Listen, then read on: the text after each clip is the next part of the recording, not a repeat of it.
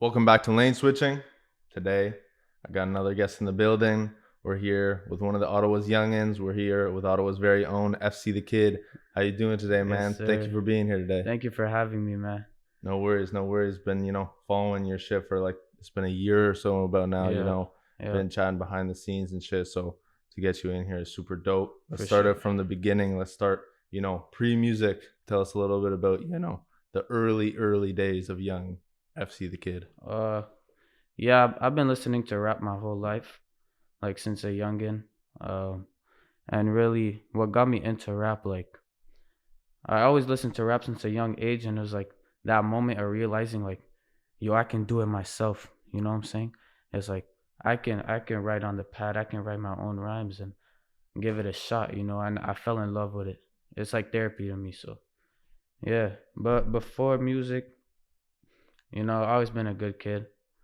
And yeah, I just got into music and yeah, I've been with it since, I stuck with it.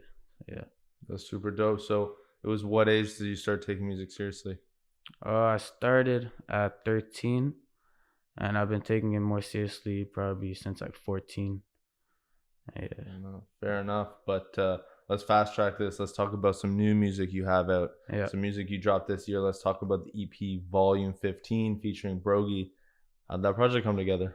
Oh yeah, so volume 15 um I've named it volume 15 because it was basically every all the music I recorded when I was 15 years old.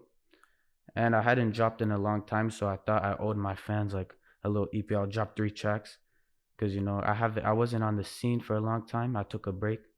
Then I dropped Volume 15, just explaining really everything in Volume 15 I recorded when I was 15 years old.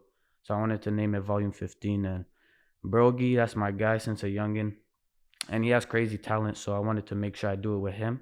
Like we're gonna do it together. So that's pretty much it. Volume 15, yeah. That's super dope. When it came to picking tracks, because I assume you had more than three from back in the day, what was it about those 3 tracks I think that stood out to you the most? It was those tracks is all different genres. I have like one track with a little bit more drill beat called Pressing the Gas. Then one track Balling. I really wanted that in because that's the first time I put French into my music. Mm. And I got a lot of good feedback from it. A lot of people liked it.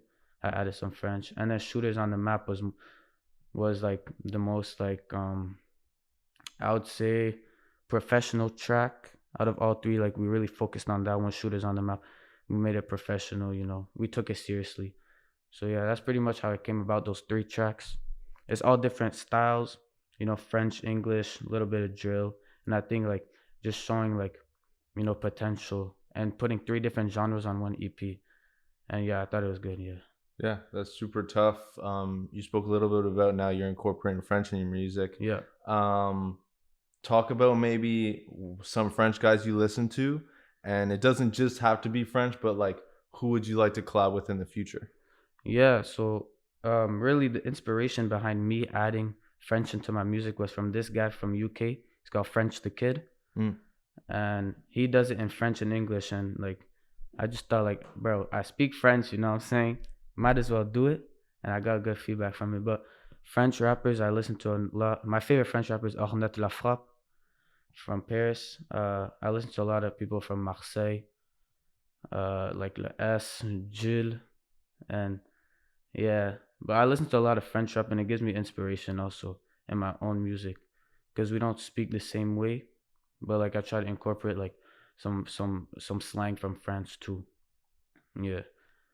But in like US, I have like there's always been these 3 artists I really want to collab with in the future.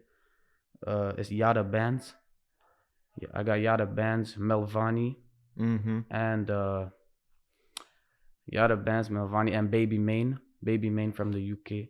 Okay, But okay. yeah, I get a lot of inspiration from Yada Bands. From those three, really, Yada Bands, Melvani, Baby Main. A lot of like beats. I use like Baby Main beat on my last. I have a lot of similar flows to Melvani, and yeah, those pretty much the rappers I get inspiration from and I look up to. That's tough. And, whether it's taking inspiration from people or just kind of not copying, but just Mm. like being inspired by by like what they do with their music. When it comes to your music, like in comparison to the past, like what are you working on? What are you focused on to make that music better, to just up the game, whether it's the bars, whether it's the how you float on the track, the beats, Yeah. whatever. Really, right now, I'm trying to find my sound. I still haven't found like a sound for me. I want to stick to like I want to find my sound, and exploit it. Like see what I sound best in, what type of beats, flows. So I'm still experimenting, with different beats. And really, right now, I'm just trying to find a sound, my sound that will take me to the next level, whether it's my flow, my voice, how I use my voice. And yeah, I'm just trying to find that sound that would push me to the next level. Yeah, fair enough. And like we said at the beginning, like you're one of the younger guys in the city. Yeah, for sure. How do you feel your generation stacks up against the rest? There's the whole 83 till infinity art exhibition that's going on right now. So it's like 40 years of Ottawa hip hop. How is Yeah, like the kids who are maybe just graduating or still in high school stacking up against everyone else? it's crazy the talent that's coming up from these young people. Like it's crazy, really. There's so much talent, and they just don't have the platform to show it yet. But I think this generation is so talented. It's crazy. Like this city has a lot of young talented people, and we have to work together. But it's crazy the talent in the city, and it's hidden everywhere. It's crazy. Yeah. Yeah, and I think it's been about a year now. I've been doing interviews, and when I started tapping in with a lot of the youngins in the city, and I think people don't know enough about what's going on with the guys who are under For 18 or sure. under Yeah. 20. I That's think that's where it's at. Really, those young. Like you have to invest in them. Like they have all the talent in the world. The city has to invest in them. You feel what I'm saying? Like push them, give them support, and they'll take it to the next level. Yeah. That's yeah.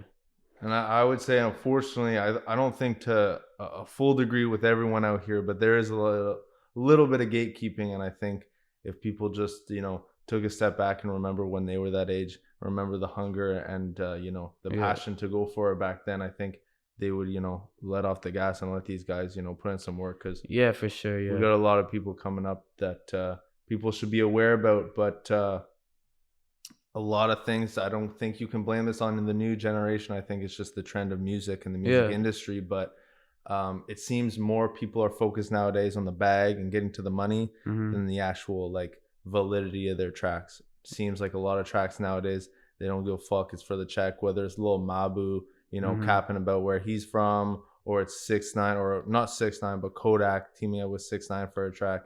How Yeah. far do you think you'd go for the bag to switch up your image and change up your music? I mean, they're putting on like the image, right?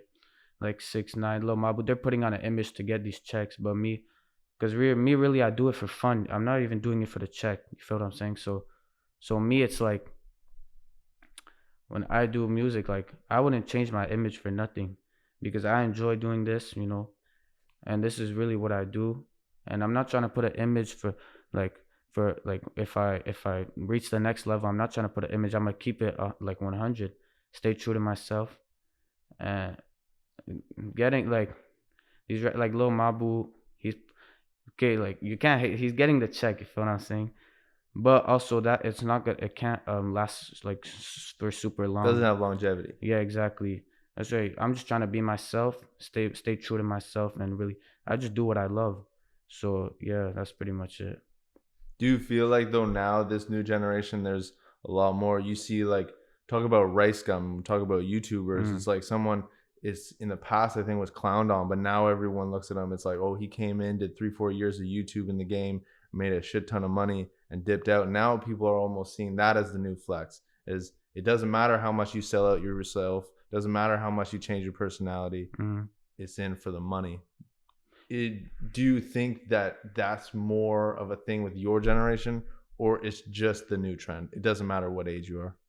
I think I think the new generation, they're hungry for the money, but I think it's just a trend, really. Like it's the trend. People just want to get the check. They do it. They push hard for like a couple years, and then they bounce off. They're like, okay, I did enough. But really, you have to, because you have like, if you have a fan base, you have to stick with them, and you have to stay true to yourself. Have grow a fan base, and it's like you can ride with them. Like Drake. Drake's been doing it for years. He'd never bounced.